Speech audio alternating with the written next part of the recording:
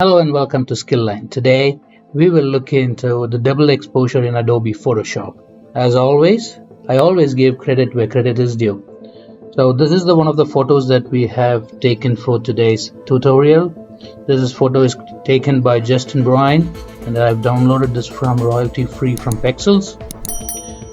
This photo is taken by Devadarshan, again downloaded from Pexels. So we are going to use this photograph plus this photograph and we're gonna get this output. So without further ado, let's get into it.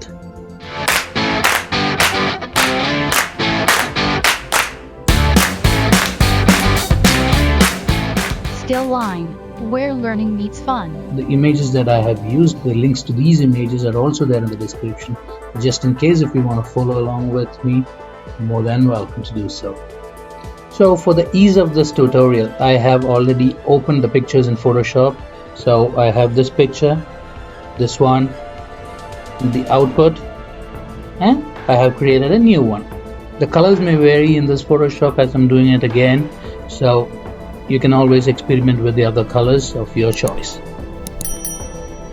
So to start with, I'm gonna copy this image to a new canvas. And I press Ctrl T and I'm increasing the size of this photograph as per my requirement. You're free to do so as per your requirement. Right? Now, one thing that you need to be sure is if you're using the latest version of Photoshop, you need to click on this link here, so that when you are transforming this image or expanding or reducing the size of this image, it will go proportionally. If it is not clicked or not active, the photo is not proportionate. Right? As per your requirement, if you could increase that picture size, it would be good. The next thing that I'm going to do is I'm going to delete this layer. I don't want this. Fine. And now the next thing that I want to do is to remove this background of this image. So this is an easy one. I'm taking the magic wand tool, clicking on one place, right clicking, I'm clicking on similar, and right clicking again. I'm using a feather touch of 1 and I'm deleting it off, right, and deselecting it. So wherever. Now the small nitty-gritties in terms of, so if you see here near the eye, this area has been deleted, but as your final output is on a double exposure, this small nitty-gritty doesn't matter, and you will see why. Right? So I deleted it, deselected it. The next thing that I'm going to do is go to image, click on adjustments, click on desaturate. This will give you a black and white effect on the image that you are working on. Next thing that I want to do is I want to create a solid color. Right, for the time being I'm keeping white and I'm bringing it below the image. Then I'm going to copy this image, pasting it on this canvas, bringing it on top. Again, expanding the size to fit the canvas, reducing the opacity to close to 50%. Okay, so that I have both the images, it's visible. So I would exactly know where I want. So both these images are then visible. So I'll exactly know where I want my picture to overlap on the other image. You want to increase the size, you want to decrease the size, all that can be done from here.